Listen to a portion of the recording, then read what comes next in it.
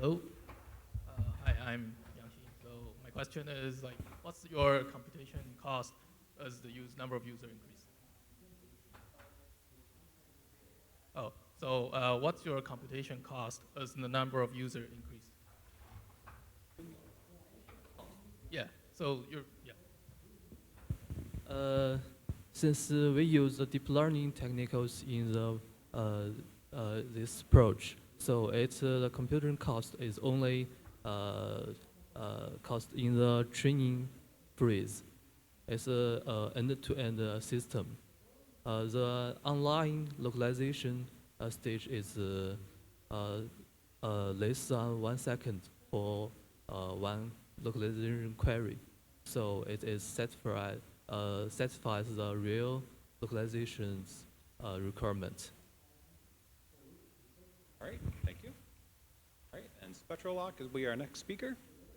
Hello, everyone. My name is Yanxiang Wang, and I'm coming from the University of New South Wales. So it's my honor to be here to present you my work, Spectral-Loc, which utilizes light spectral information to do indoor localization. So since this session is about localization, I will not talk about the motivation a lot, but the main idea we are focusing is about light. The reason is that the light actually everywhere because its pervasiveness, it's very easy to get the signals. For the light-based indoor localization, actually it can be divided into classes. One is with modulation, which means we control the light bulbs. So for example, we have 3 light bulbs. We make them flash at different frequency. Then we have a photodiode, collect the data, and do a FFT. We can get the amplitude from these 3 light bulbs, and with some triangle geometric calculation, we can get the location. Also, we have other techniques like the spatial beams and the polarization. But all this modulation-based methods requires external cost, which means we need to install the PCB drivers to control the light bulbs.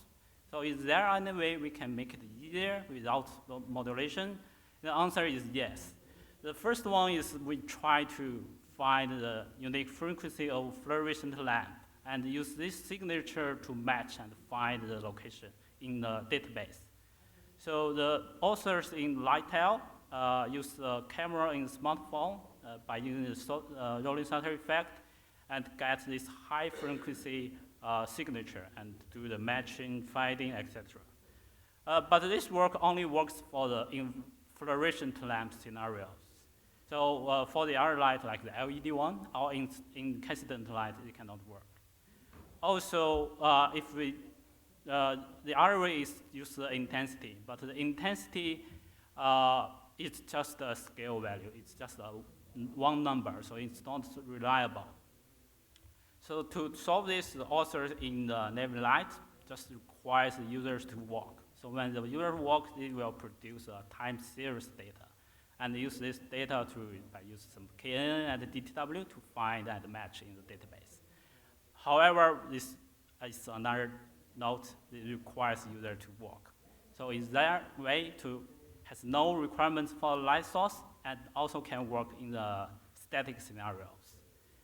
To answer this question, we need to to understand what we can get from the light. So actually, we can get the intensity, which is obvious. Every smartphone has a light sensor. Also, there's one thing I think which is very important is the spectrum distribution. So the spectrum distribution represents the ratios of different color in the light that can construct the light. So for example, we have the light here.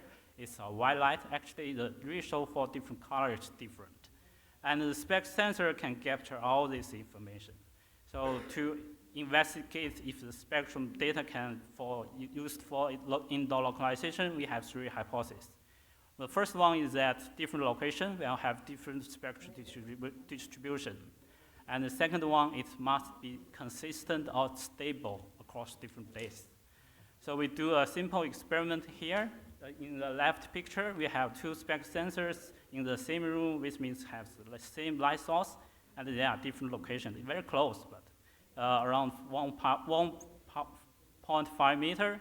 And the right picture, the column represents different days, and the rows refers to different sensors. So we can clearly see there are distinct differences between two locations, and the differences are consistent. And the third one is that the spectral distribution information should be better than intensity one. So we do a TCD plot. The left side is spectrum data, and the right side is intensity data. So we can clearly see that the spectrum data has obvious, just distinct clustering effect. So here's a simple light propagation model. So we have spec sensor, we have light source, we have reflected surface. For light source, actually, we have many kinds of light source, like the light bulb, fluorescent LED, and incandescent. For reflected surface, we have different reflectance because of the material, the color, etc. Also, we did a very simple experiment. We first cover a room with a white fabric, and then cover a room with a colorful fabric. We can see from this picture, the left side is white, right is colorful. We can see the distribution change very a lot.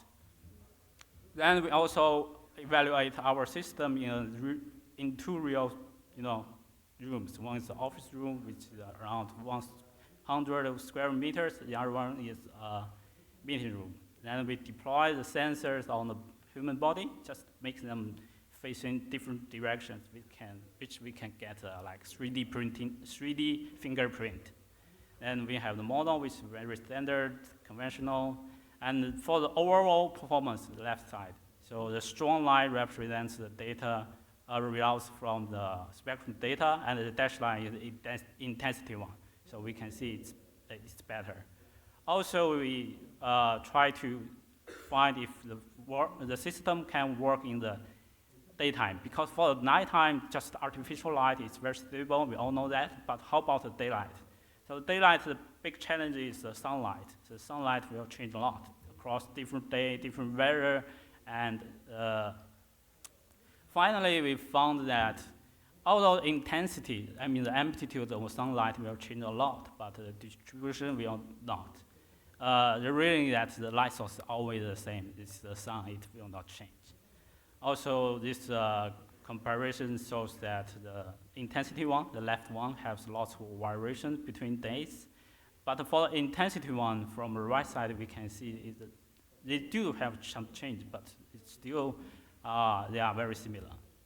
So in the end, we can achieve, for the spectrum data for nighttime and daytime, we can get similar results. Also, we have some evaluation on environmental impact, like the humidity and temperature. It's just very stable because it's irrelevant to the light.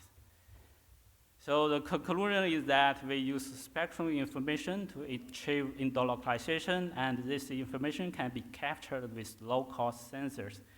By the way, these spectral sensors have been used in the smartphone to improve the photographic quality. And the third one is that this spectrum information can reduce the indoor localization errors significantly. So that's all. For more details, please refer to our paper, Spectral-Loc.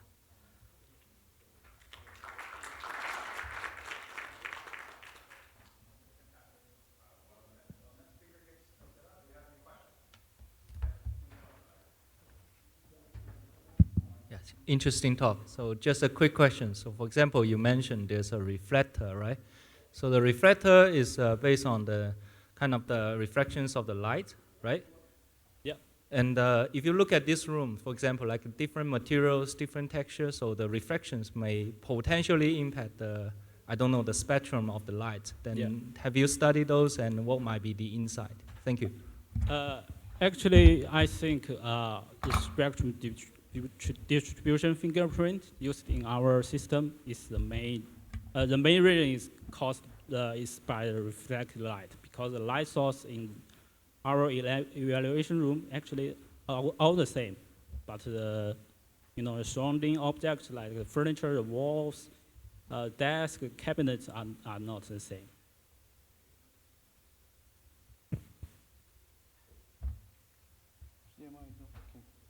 Well, while we set up, I have one more question for you. Personally, I am excited about this. What happens if you looked at, do you think there's any value in looking at light frequencies or wavelengths outside of visible, if you went to IR or UV? Yeah, actually, our sensor can capture information outside the visible range. But I think the artificial light, the main power is on the visible range. So actually, we can do that.